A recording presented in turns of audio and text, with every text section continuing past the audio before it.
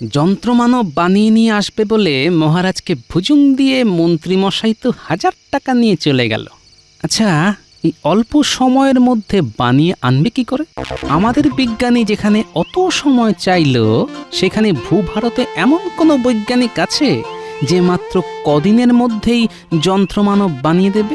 না, ব্যাপারটার মধ্যে কেমন যেন একটা গোলমালের গন্ধ পাচ্ছি। কাল সকালেই একবার বিজ্ঞানীর কাছে যেতে হবে। বলি রাত কত হলো খেয়াল আছে নাকি? বলি এবার ঘুমোতে হবে নাকি? ও হ্যাঁ হ্যাঁ, যাচ্ছি যাচ্ছি। না না না না না, এই খুব অন্যায়। এতগুলো লোকের একসাথে ছুটি নেওয়াটা সত্যিই খুব অন্যায়। শোনো শোনো, ছুটি শেষ হবার পর কাজ করতে এলে সব কটাকে একসাথে ছাড়িয়ে দাও। বাহ বাহ বাহ, ভারী অদ্ভুত কথা বললেন তো আপনি। সব কটাকে একসঙ্গে ছাড়িয়ে দেব না? তা সব কটাকে একসাথে ছাড়িয়ে দিলে মনের মতো লোক আবার কোথা থেকে জোগাড় করতে পারবেন? আর লোক না পাওয়া গেলে তো দিনের পর দিন সব কাজ আমাকেই করে মরতে হবে, তাই তো? হ্যাঁ, সেটাও একটা সমস্যা বটে। আচ্ছা রানী, এই ঝঞ্ঝাটের হাত থেকে কি করে রেহাই পাওয়া যায় বলো তো? আমি আবার কি বলবো? আপনি রাজা, আপনি ভেবে চিনতে একটা উপায় বের করুন। ঠিক আছে ঠিক আছে, আজই রাজসভায় গিয়ে সকলের সঙ্গে আলোচনা করে দেখছি।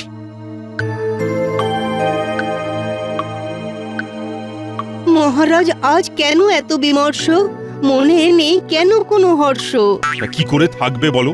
রাজবাড়ির সব কটা দাসদাসী আজ একসাথে ছুটি নিয়েছে। তোমাদের রানীমার যে কি কষ্ট বলে বোঝাতে পারবো না। আসলে কাজের লোক রাখার এটাই হলো ঝামেলা।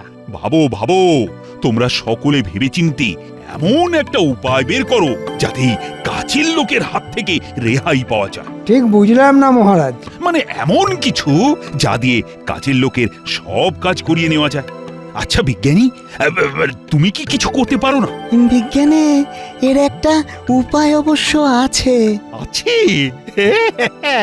তাহলে আর দেরি না করে বলে ফেলো। উপায়টা হচ্ছে যন্ত্র মানব।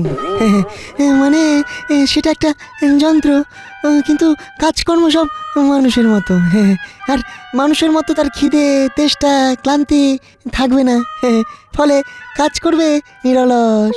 যেহেতু যন্ত্র, তাই সে ছুটিও চাইবে না আর কামাইও করবে না। বাবা বাবা বাবা, কি কথাই শোনালে তুমি! এই না হলে বিজ্ঞানী। তাহলে আর দেরি না করে কাল থেকে এই যন্ত্রমানব বানাতে লেগে পড়ো। তা কদিনের মধ্যে তৈরি হবে এই যন্ত্রমানব? কদিন কি বলছেন মহারাজ? কত সূক্ষ্ম সূক্ষ্ম কলকবজা, কত পরীক্ষা নিরীক্ষা, এসব করতে বেশ কয়েক মাস সময় তো লাগবেই। বেশ কয়েক মাস? হ্যাঁ মহারাজ, বছরও ঘুরে যেতে পারে। ব্যাস বোঝো, সমস্যা হয়েছে এখন আর সমাধান হবে বছর ঘুরে যাবার পর। তুমি না একটা বাজে বিজ্ঞানী। সে আপনি বলতেই পারেন, তবে বিজ্ঞান তো আর আমার আপনার কথা মতো চলবে না। বিজ্ঞান চলবে তার নিয়মে। অত নিয়ম টিয়ম আমায় দেখিও না তো মহারাজ, ব্যাপারটা আমার ওপর ছেড়ে দিন। যন্ত্র মানবের কথাটা যখন জেনে গেছি, তখন দেখি কত তাড়াতাড়ি একটা হিল্লে করা যায়। এমন ভাবে কথাটা বললেন যেন আজ রাত থেকেই আপনি যন্ত্রমানব বানাতে বসে যাবেন। আরে আমি না বসলেও যে বসার সে বসে যাবে, আর কয়েকদিনের মধ্যেই একটা আস্ত যন্ত্রমানব সে হাসতে হাসতে বানিয়ে দেবে, বুঝলে? এমন একটা বিশাল মাপের বিজ্ঞানীকে আমার জানা আছে। তাহলে আর দেরি করো না মন্ত্রী, কালই তার কাছে গিয়ে একটা যন্ত্রমানব বানাবার বায়না দিয়ে এসো। যন্ত্রমানব বানাবার জন্যে মহারাজের কাছ থেকে নগদ 1000 টাকা বায়না নিয়ে এসেছি। এরপর খেপে খেপে আরও টাকা। টাকা নিয়ে নিয়ে মহারাজের কোষাগার একেবারে ফাঁকা করে দেব। যা একটা মতলব বের করেছি না, কিন্তু সে বেটারা এখনো এলো না কেন? এসে গেছি মন্ত্রীমশাই। শোন, তোদের মধ্যে একজনকে একটা কাজ করতে হবে। বল, কে করতে রাজি আছিস? আগে তো কাজটা শুনি, তারপর না হয় ঠিক করা যাবে। কে করবে? একটা টিনের খোলের মধ্যে তোদের একজনকে থাকতে হবে। উপযুক্ত পারিশ্রমিক পেলে আমরা কি পারি আর কি পারি না সেটা তো আপনি ভালো করেই জানেন মন্ত্রী মশাই। এই তো কাজের লোকের মতো কথা। কিন্তু ওই পারিশ্রমিক ধর প্রতি মাসে 50 টাকা। 50 টাকা? মন্ত্রী মশাই আমি রাজি। আমিও রাজি। ঠিক আছে, দুজনেই কাজ পাবি। 1 মাস বটা আর পরের মাস ঘটা, এইভাবে মাসের পর মাস চালাতে হবে। এবার তাহলে ঝেড়ে কাশুন, মানে টিনের খোলের মধ্যে বসে কি করতে হবে সেটা আদ্যপান্ত খুলে বলুন। কেননা আপনাকে তো চিনি, খুব কঠিন কিছু না হলে এক কথায় 50 টাকা দিতে রাজি হতেন না। তাহলে মাথা ঠান্ডা করে যা বলছি সেটা মন দিয়ে শোন। কিরে, বুঝতে পারলি তো? খুব বুঝতে পেরেছি। একটা টিনের খোলের মধ্যে ঢুকে যন্ত্র মানব সেজে রাজবাড়ির সব কাজ করে দিতে হবে। কিন্তু মন্ত্রী মশাই, রাজবাড়ির সব কাজ মানে তো অনেক কাজ। এই জন্যেই তো মাসে মাসে 50 টাকা করে পাবি। কিন্তু খাবো কি, শোবো কোথায়? তুই যদি প্রথম মাসে কাজ করিস তাহলে রাতের বেলা সকলে ঘুমিয়ে পড়লে ঘটা গোপনে তোকে খাবার দিয়ে আসবে, আর তারপর যেখানে পারিস সেখানে একটু ঘুমিয়ে নিবি। কিন্তু খাবার পৌঁছে দেবার জন্যে আমি কত পাবো? সেটা পাও না চিন্তা। ঠিক আছে, এর জন্যে তুই মাসে 5 টাকা করে পাবি। যন্ত্রমানব বানিয়ে নিয়ে আসবে বলে মহারাজকে ভুজুং দিয়ে মন্ত্রীমশাই তো 1000 টাকা নিয়ে চলে গেল। আচ্ছা, এই অল্প সময়ের মধ্যে বানিয়ে আনবে কি করে? আমাদের বিজ্ঞানী যেখানে অত সময় চাইলো, সেখানে ভূভারতে এমন কোনো বৈজ্ঞানিক আছে যে মাত্র কদিনের মধ্যেই যন্ত্রমানব বানিয়ে দেবে? না, ব্যাপারটার মধ্যে কেমন যেন একটা গোলমালের গন্ধ পাচ্ছি। কাল সকালেই একবার বিজ্ঞানীর কাছে যেতে হবে। বলি রাত কত হলো, খেয়াল আছে নাকি? বলি এবার ঘুমোতে হবে নাকি? ও হ্যাঁ হ্যাঁ, যাচ্ছি যাচ্ছি।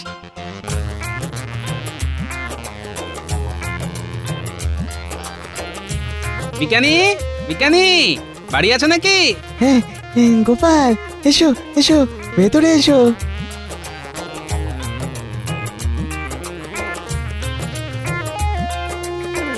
আচ্ছা বিজ্ঞানী, এমন কোন বিজ্ঞানীকে জানো কি যে কদিনের মধ্যেই যন্ত্রমানবের মতো একটা জটিল জিনিস বানিয়ে দিতে পারে? হ্যাঁ, সেটাই তো একটা মস্ত বড় ধাঁধা। তুমি অন্তত মহারাজকে বারণ করতে পারতে।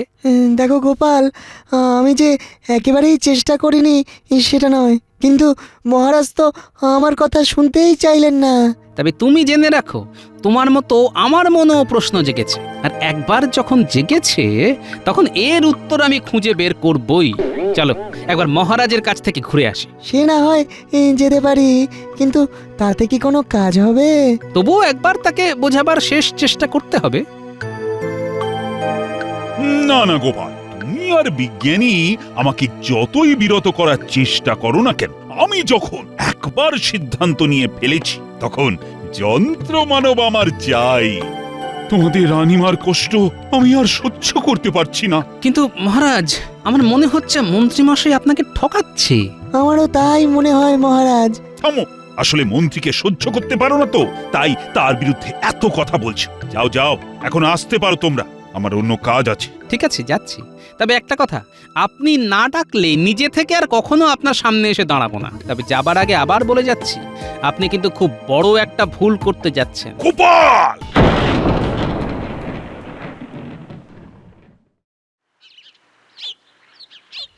এই নিন মহারাজ আপনার যন্ত্রমানব। বাহ বাহ বাহ, কি সুন্দর দেখতে, কি সুন্দর রূপুলি গায়ের রং। এই দৌড়ে গিয়ে রানীমাকে খবরটা দে। এই তোরা ধরাধরি করে একে গরুর গাড়ি থেকে নামা। তার দরকার নেই, আমি নিজেই নামতে পারবো। বাহ বাহ বাহ, এ আবার কথা বলতেও পারে। দেখলে হতভাগাকে পই পই করে বলে দিয়েছিলাম যে তুই যন্ত্র, শুধু যন্ত্রের মতো কাজ করে যাবি, মুখে কোনো কথা বলবি না। তবুও হতচ্ছাড়া পাকামি করে খোনা গলায় কথা বলতে শুরু করে দিল। আসলে এ খুব উঁচু জাতের যন্ত্রমানব তো, তাই কথাও বলতে পারে। ভালো ভালো ভালো, খুব ভালো। তা যন্ত্রমানব, কি নাম তোমার? আগে আমার কোনো নাম নেই, আপনি যে নামে ডাকবেন সেটাই আমার নাম হবে। তাহলে আমি তোকে ঘূর্ণি বলে ডাকবো। আসলে ঘূর্ণির মতো তো কাজ করতে হবে তোকে। চিন্তা নেই, সব কাজ হয়ে যাবে। দেখো দেখো রানী, তোমার মুশকিল আসান এসে গেছে। আর কাজের লোকের জন্য কোনো চিন্তা করতে হবে না। প্রণাম রানীমা। বাবা, আমায় চিনল কি করে? আসলে খুব উঁচু জাতের যন্ত্র মানব তো, তাই চিনতে পারলাম। রানীমা, কি কাজ আছে দেখিয়ে দেবেন চলুন। মাজা ঘষা, রান্না বান্না, ভাঙা চোরা, সব কাজেই আমি সমান দক্ষ। হ্যাঁ হ্যাঁ, আয় আয় তাহলে আমার সঙ্গে আয়। আমার নাম কিন্তু ঘূর্ণি। মহারাজ দিয়েছেন। তাই নাকি? মহারাজ, একে তাহলে ভেতরে নিয়ে গিয়ে সব কাজকর্ম বুঝিয়ে দিচ্ছি। মহারাজ, তাহলে আমার মানে ওই বিজ্ঞানীর বাকি টাকাটা? আর কত দিতে হবে? চেয়েছিল তো অনেক, হাতে পায়ে ধরে 6,000-এ রাজি করিয়েছি। আগে দিয়েছিলেন 1,000, তাই বাকি রইল 5। ঠিক আছে ঠিক আছে, সঙ্গে এসে নিয়েছো। হ্যাঁ, আহা আহা, কি আনন্দ! টিনের খোল তৈরি করতে লেগেছে 100, আর বটাকে মাসে মাসে টাকা দেবে না ঘন্টা দেবে? বেটাদের এমন ফাঁদে ফেলেছি না, না পারবে গিলতে আর না পারবে ওগরাতে।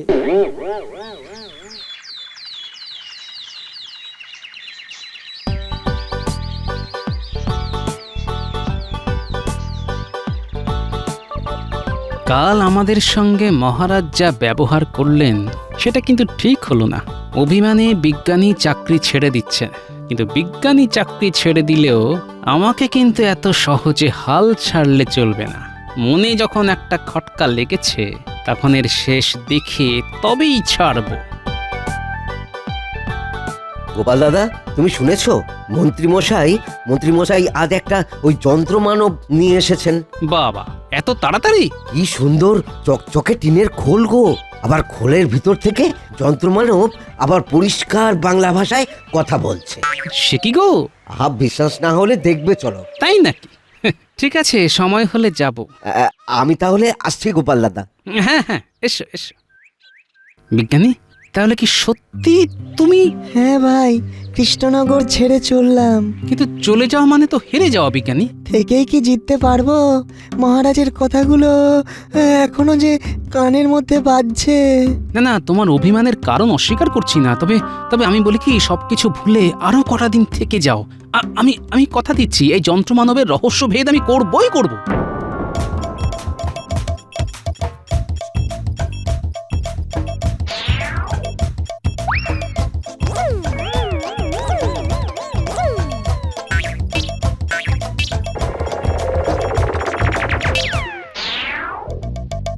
বাবা, কি বড় বড় রসগোল্লা!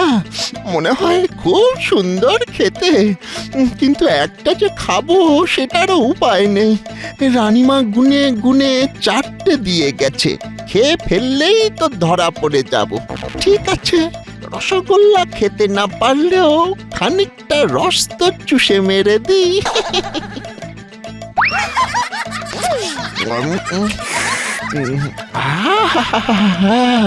রসগোল্লার রসটাও কি অসম্ভব মিষ্টি! না, চাই, দেরি হলে রানীমা হয়তো চলে আসবেন। শোনো রানী, ছুটি কাটিয়ে কাজের লোকেরা ফিরে এলে ওদের কিন্তু বিদেয় করে দিও। যন্ত্রমানব যখন পেয়ে গেছি তখন আর মাসে মাসে মাইনে দিয়ে ওদের পোষা কি দরকার বলো তো? মহারাজ আপনার জল খাবার। এনেছিস? দে দে দে, খুব খিদে পেয়েছে বুঝলি।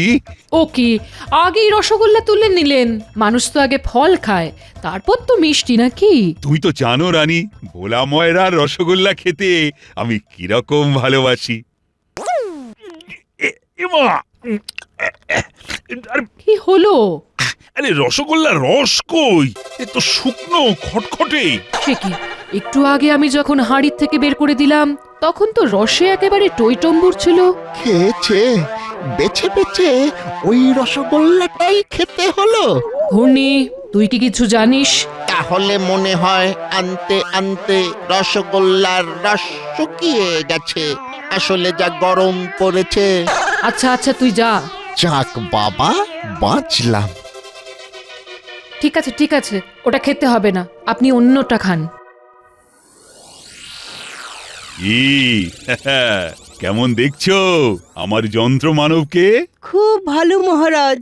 বাহ বাহ বাহ বাহ, কি সুন্দর চকচকে টিনের খোলের মধ্যে কত কারিগরি। আর সত্যি মন্ত্রী মশাইয়ের মাথা আছে বলতে হবে। শোনো গোপাল, এটা কিন্তু আমার কারিগরি নয়, এটা হলো আমার বিজ্ঞানীর কারিগরি। ওই একই হলো মন্ত্রী মশাই, যাহা 52 তাহাই 53। তা ভাই যন্ত্রমানব, তুমি নাকি কথা বলতে পারো, তা শোনাও তো তোমার বচন। গোপাল বুড়োর মাথায় টাক, ইট পড়লে হবে ফাঁক। বাহ বাহ বাহ বাহ বাহ, কি সুন্দর ছড়া। তা ভাই যন্ত্রমানব, প্রথম দেখাতেই ইট পাটকেলের কথা কেন? আমার সঙ্গে কি তোমার আগের কোনো শত্রুতা আছে নাকি? এই রে, গোপাল কি চিনতে পেরে গেল নাকি? আমি আসছি মহারাজ, রানীমা কিন্তু অনেক কাজ দিয়েছেন আমায়। চলার ধরনটা কেমন যেন চেনা চেনা। তো কি তাহলে? তা এমন করে হাসলে যে বড়? আসলে ওর খোলটা টিনের হলেও হাঁটার ধরনটা কিন্তু মানুষের মতন মহারাজ।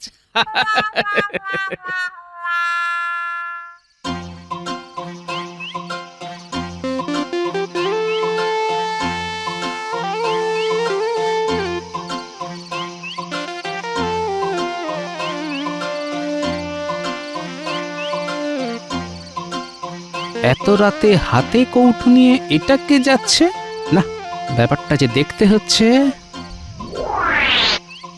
ও, এ তো ঘটা, কিন্তু একা কেন? ওর জুড়ি আরেক মূর্তিমান কোথায়?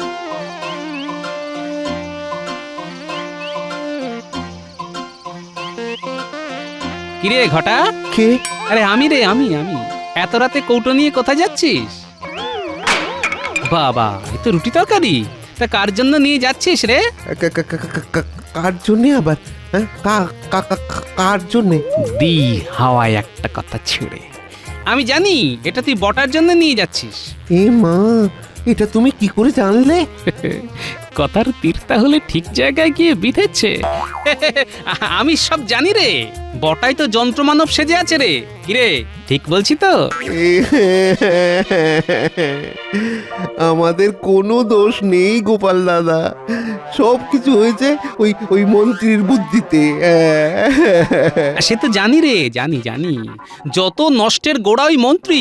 ঠিক আছে, তুই যা, বটাকে আমি খাবার পৌঁছে দিচ্ছি। গোপাল দাদা, ও গোপাল দাদা, আমি যেন ফেসে না যাই। আরে তোদের কিচ্ছু হবে না রে।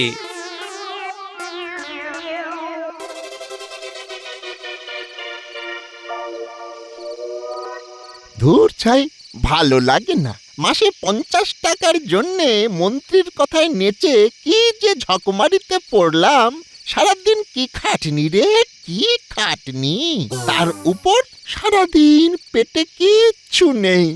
ঘটা যে কখন খাবার নিয়ে আসবে। এনেছিস? দে দে, যা খিদে পেয়েছে না। হ্যাঁ রে, এত দেরি করলি কেন? তোকে কিন্তু যন্ত্রমানব হিসেবে দারুণ মানিয়েছে রে। কে? আরে আমি রে, আমি তোদের গোপাল দাদা। গোপাল দাদা, আমাকে বাঁচা, সত্যি বলছি, আমার কোনো দোষ নেই। ওই মন্ত্রীর কথায়। আরে আস্তে আস্তে, এত জোরে কথা বললে সকলের ঘুম ভেঙে যাবে যে। বুঝলি বটা, যন্ত্রমানব সেজে মহারাজকে ঠকাবার শাস্তি মনে হয় সারা জীবন হাজত পাস। তবে তুই যদি আমার কথা মতো কাজ করিস, তাহলে তোর শাস্তি যাতে কম হয়, আমি অন্তত সেই চেষ্টাটা করতে পারি। যা বলবে তাই করব।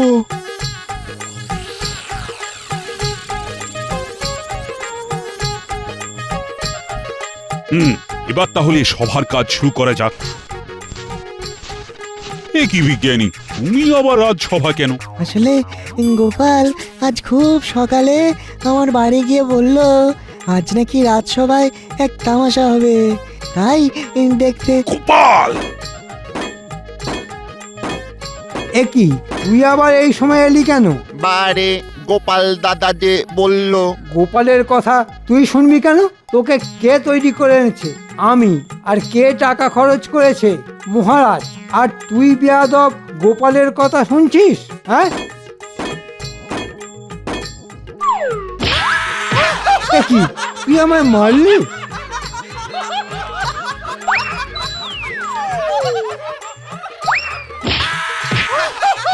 এসব কি হচ্ছে? মনে হচ্ছে যন্ত্রমানবের কলকবজা খারাপ হয়ে গেছে। কখন যে কি করে বসবে কে জানে। এরপর হয়তো আপনাকেও ধরে মারবে। সে তো তাহলে ভয়ঙ্কর ব্যাপার। এই কি করা যায় এখন? শুনুন মহারাজ, এর সারা শরীরে পাথর বেঁধে জলে ফেলে দিন মহারাজ। সেনাপতি, তাই করো। তাহলে আমি যে দম বন্ধ হয়ে মরে যাব। বটা, আরে যা করেছি সব ওই মন্ত্রীর কথায়। এতে এতে আমার কোনো দোষ নেই মহারাজ। মন্ত্রী, তুমি এত বড় জোচ্চোর! এর শাস্তি কি জানো? ভুল হয়ে গেছে মহারাজ, জীবনে আর কখনো এমনটা করব না। তবুও শাস্তি তোমায় পেতেই হবে। সেনাপতি, এই যন্ত্রমানবের টিনের খোল থেকে বটাকে বের করে তার মধ্যে মন্ত্রীকে পুরে দাও। আজ থেকে যন্ত্রমানব সেজে রাজবাড়ির সব কাজ ওকেই করতে হবে। তাহলে যে আমি মরে যাব মহারাজ। সত্যি গোপাল, তোমার বুদ্ধির কোনো তুলনা নেই। তাই আবার বলি, জয় গোপালের জয়। জয় গোপালের জয়, জয় গোপালের জয়, জয় গোপালের জয়।